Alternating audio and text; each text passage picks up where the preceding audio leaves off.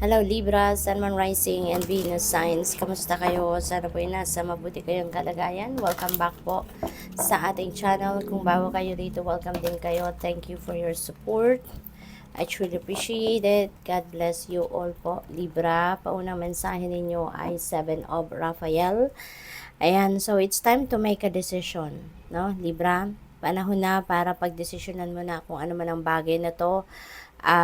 Kasi you are going to make the decision anyways, 'di ba? Kaya 'yun ang sinasabi sa inyo. And tsaka maybe you also have something na gusto ninyong gawin, gusto ninyong isa katuparan pero parang hindi kayo makapag-focus doon, no? Parang meron kayong gustong marating pero hindi din kayo sigurado, no, na yun talaga ang gusto ninyo. Kaya parang ang reminder sa inyo ng universe sa ngayon, be clear on what you want. Okay? Para ma-figure out ninyo din kung paano ninyo to sisimulan. Paano ninyo gagawin? 'Di ba? Kailan ninyo gagawin or kailan ninyo sisimulan ang pag-take action, 'di ba? Kaya kung hindi ninyo sigurado, if you are not sure yet kung ano talaga yung gusto ninyo, doon baka mamaya ganito ang gusto ninyo, bukas iba naman, 'di ba? Kasi kung hindi pa kayo talagang sigurado kung ano yung gusto ninyong makita sa inyong trade reality, kung ano yung gusto ninyong ma-experience sa buhay ninyo, you know? So kaya unang-una 'yun ang kailangan ninyong gawin. Kailangang malinaw muna sa isip ninyo, sa sarili ninyo kung ano talaga yung gusto ninyong makita, no? Sa buhay ninyo in kung ano man to, kung short term goal man to or long term goal, ano yung gusto ninyo para alam ninyo kung ano yung gagawin ninyo exactly, 'di ba? Kailan kayo magsisimula, mag-take action, yung gano'n, no? For others of you then, Libra, maaring ang iba sa inyo kailangan ninyo na mag-detoxify, kailangan ninyo na i-purify ang sarili ninyo. Maybe there are negativity, no, negative energy na bumabalot sa inyo sa ngayon.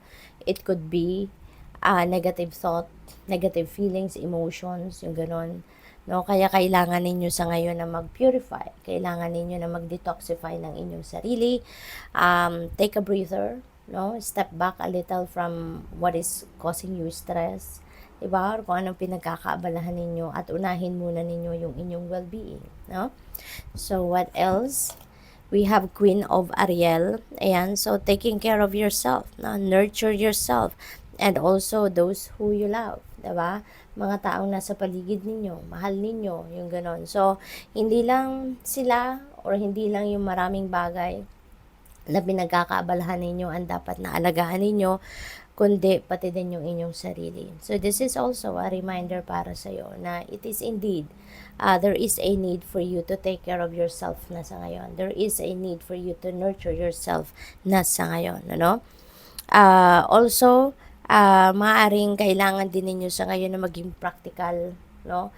And maging wise sa mga ginagawa ninyo, yung ganoon, sa mga for everything, no, na ginagawa ninyo. What else? We have 8 of Michael. Ayan. So, you can be free, sabi rito. Make a courageous choice to change your situation. Kasi, maaaring ang iba sa inyo, feeling ninyo, hindi kayo malaya, no? Maybe, feeling ninyo, restricted kayo. Pero, ang truth nito, no, yung napipick up ko rito, the truth is, malaya kayo. It's just that, siguro, nagne-negative thoughts kayo, nagne-negative thinking kayo, no? At baka maaaring may mga naririnig kayo sa kung kanino man, baka may mga negative comments, may mga negative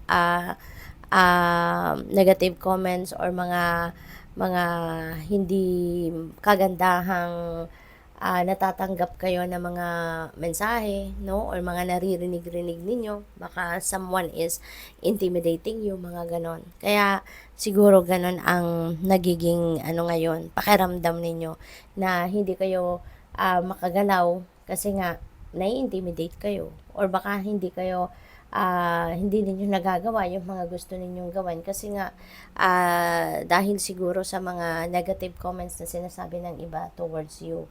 Kaya yun, parang napipigilan kayo, no? But you can be free. Yun ang sinasabi dito. Na always remember na you have all it takes, 'di ba?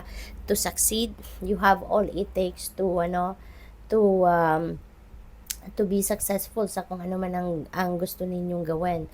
Kasi lahat naman tayo, we are equipped. No, we are equipped. We are all given talents, skills, and gifts. At malaya tayong gawin kung ano yung gusto nating gawin, 'di ba? Kung pipiliin lang natin na maging malaya tayo, 'di ba? Kung pipiliin natin na hindi tayo um, diktahan ng iba, yung gano'n. So, talagang sa kahit anumang bagay, 'di ba? It is our choice, no? Kaya sinasabi din dito sa iyo, no? If you are going to decide na maging malaya ka, then magiging malaya ka talaga, 'di ba? So, what else? We have King of Raphael. Ayan. So, sabi dito, yes, it is safe to trust. The ability to accomplish many things at once, follow your creative passions. So, siguro meron din kayong mga ngayon, abilidad ngayon, or baka nire-remind kayo nito talaga na you have all it takes to succeed. You have all the talents, skills, and gifts na magagamit ninyo para ma-carry out ninyo kung ano yung mga pangarap ninyo, ma-carry out ninyo kung ano yung mga mission ninyo sa buhay, ma-carry out ninyo kung ano yung mga gusto ninyong gawin, 'di ba? Kung anong gusto ninyong mga ma-accomplish, 'di ba? Kaya wag kayong magdalawang isip. Na huwag ninyong pagdudahan ang inyong sarili, huwag ninyong pagdudahan ang inyong mga kakayanan, at sundin ninyo kung ano yung passion ninyo. Gawin ninyo whatever it is that you want, that you really want or love to do, no? We have King of Ariel. Ayan. Napakaganda rin ito kasi sabi dito, your plans are working out very well. So, kung ano yung mga plano ninyo, siya ngayon, kung ano yung mga plano ninyo, parang it's coming into its places, it's coming to fruition. Kaya it's working out perfectly for you kung ano yung mga pinagpaplanuhan ninyo sa ngayon. So, napakaganda. Kasi ibig sabihin nito, may mga successes kayo na makakamit sa ngayon. Magiging matagumpay kayo, no, sa pagkamit na kung ano man ang mga gusto ninyong makamit. Kasi nga, 'di ba, things are flowing smoothly for you. Your plans are working out perfectly para sa'yo, no? So, good luck sa iyo dyan. So, tingnan natin kung ano pa yung mensahe para sa'yo, Libra. We have, you can do it. Alam mo na kaya mo. Alam mo na magagawa mo. Nagpo-procrastinate lang siguro kayo or nagdududa kayo sa inyong sarili, no? So, wag na kayong magduda, no? Kayang-kaya na inyong gawin ang mga bagay na gusto ninyong gawin. 'Di ba?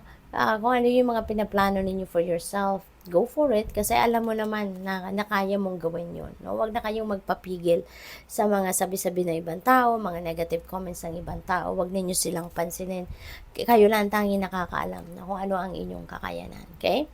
Your inner strength can and will move mountains. Ayan, yung tatag ng loob, yung tibay ng dibdib ninyo, yun ang yun ang magdadala sa inyo sa kung saan man ninyo gustong makarating. Kasi kung matibay ang inyong dibdib, walang obstacles na hindi ninyo kayang lagpasan. Walang challenging situations na hindi ninyo kayang solusyonan, 'di ba? You are a true being of the universe. Your beauty radiates from within. Ayan. So, yung beauty ninyo, in and out, that is going to radiate, and yung kagandahan loob ninyo, 'di ba? That will be on display sa ngayon. No, yung mga tao sa paligid ninyo will feel it, 'di ba? Can see it, and you will inspire other people, no? So good luck. Thank you for watching. Love and light. Namaste.